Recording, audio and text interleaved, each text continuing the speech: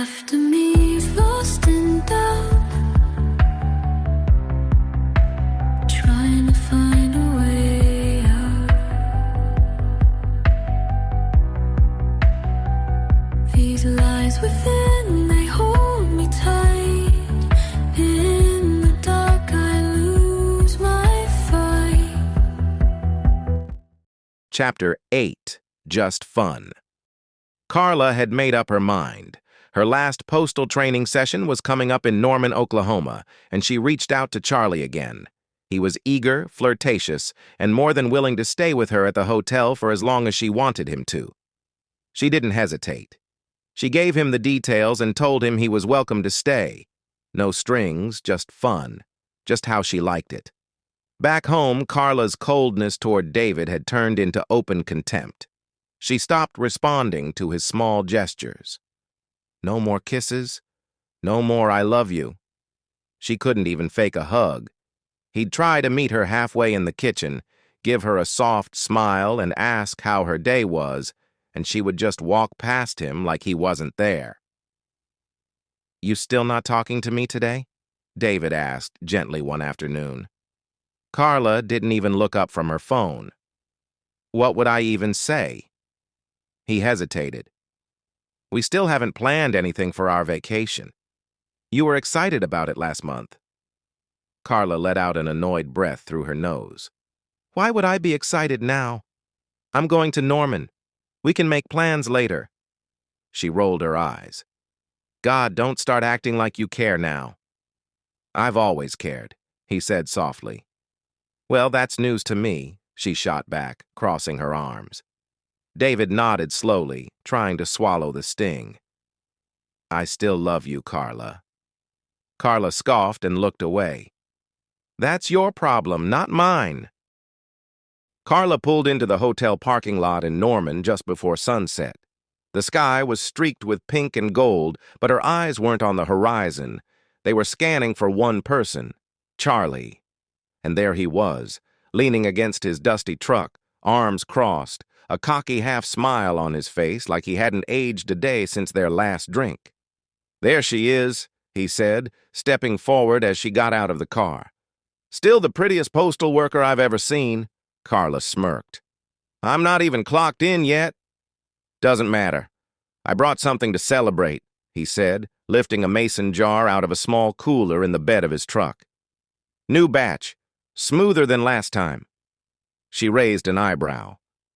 "Still moonshine?" "Of course. But I've been experimenting with flavors. You're gonna love this one." He handed her the jar and grinned. "Take a sip." She twisted the lid, sniffed it, and tilted it back. The familiar burn hit her throat.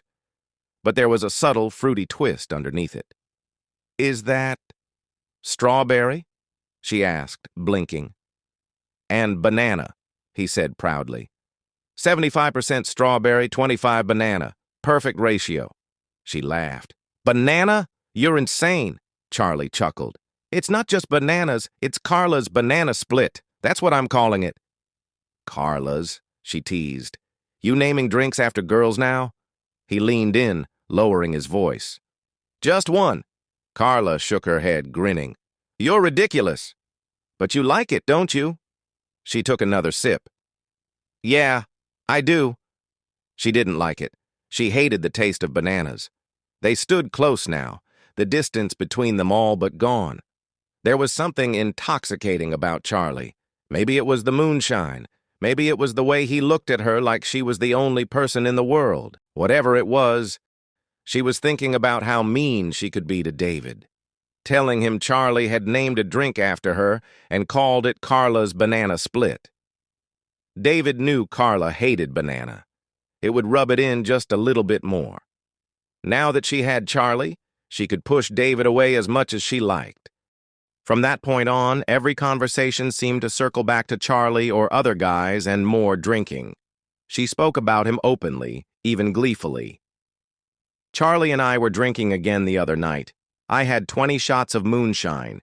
His moonshine doesn't affect me at all," she said, laughing. David tried to ignore the implication, but it burned anyway. You should have seen the mess I made in the hotel room, she went on. Clothes everywhere. I was just trying to keep my area clean. Guess that didn't go well. She grinned to herself. David stared at the floor, quiet. He didn't want to imagine what she was describing. He didn't want to ask. But it was clear she was leaving just enough out to keep him guessing and hurting. Hey, he said softly.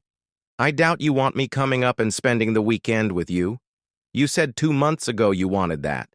Said you'd love to have me there. Carla didn't pause. Yeah, well, that was 2 months ago. David's face tightened. So, what changed? It's not a vacation, David. It's training. You told me I could visit you once on a weekend. That was before, she said curtly. Before I realized how exhausting it is having you up under me all the time. David's brows knit, but he kept his tone steady. So I'm exhausting now? She rolled her eyes. Don't be dramatic. I'm not. I'm just trying to understand why you suddenly don't want me there. It's obvious you don't. I have a friend coming up, a different friend. David blinked. A different friend? Yes, it's a girl. Carla. He exhaled. You invited someone else to spend the weekend with you? After telling me I couldn't? I already see you all the time, David. You're at home every damn day. You'll be there when I get back. David's jaw clenched, but his voice remained quiet. You really don't see how that sounds? She growled. I'm allowed to have other people in my life. Are you? He said bitterly. Because every time I try to talk to you or spend time with you, it feels like I'm intruding. Maybe because you are. That stung, harder than any of her words so far. He nodded slowly, almost like he was bracing himself. All right then, he said. You've made it clear. Carla hung up the phone, already done with the conversation. And just like that, the last bit of hope he carried felt smaller than ever. A message from several days ago hovered in his mind. He wanted to trust her. God, he needed to. It was easier to believe it was all in his head, that he was the problem, that maybe he was too clingy, too emotional, too much. But the message kept echoing, an anonymous text from a number he didn't recognize, sent several nights ago. It could have been a cruel joke, a liar trying to stir things up. He'd deleted it at first, then restored it, then read it over a dozen times until he could hear the words in his head. He deleted it in the end. His heart wouldn't settle, and Carla's complete withdrawal only made it worse. He sat in silence, staring at the backpack she'd left behind, her work bag. She took it with her every day she went to work, but she hadn't brought it to Norman. His hand hovered over it. He didn't want to do this. It felt like a violation. But her hatred, her sharp tongue, her sudden disconnection, that had already shattered the trust. He wasn't breaking anything. It was already broken. Finally, he opened it. He found a few receipts, a half-eaten protein bar, her notebook, and something at the bottom in a coin purse with a zipper. His breath caught. It was a small, high-end personal vibrator, compact, discreet, and clearly not new. It came with a remote. His stomach twisted as he turned it over in his hand.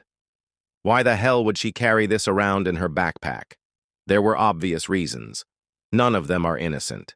None of them matched the woman he had thought still loved him. David sat there for a long time, his mind blank and screaming at the same time. A pit opened in his chest.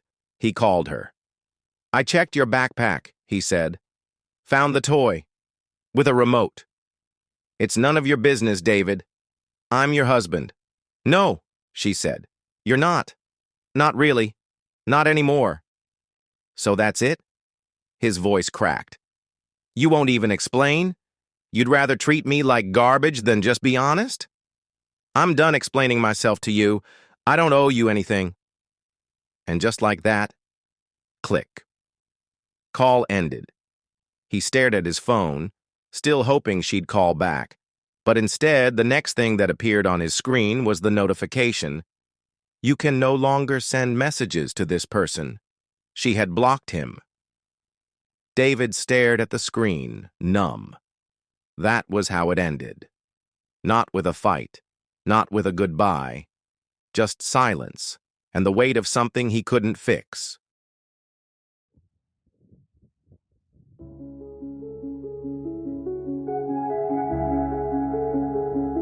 I waited by the doorway, like you'd turn and change your mind.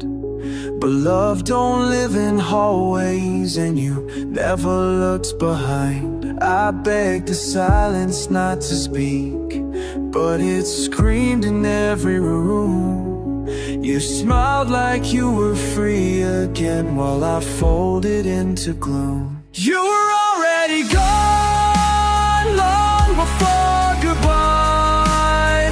I just kept holding on to your favorite line. You left like nothing broke while I shattered in the dark. You were chasing a spark and I was bleeding in the dark. I found your ghost in everything, even in your perfume. I held your bag like fragile glass, but you filled it with my ruin. You said it wasn't personal, you said it's just a phase. But every careless whisper felt like I'd been erased. You were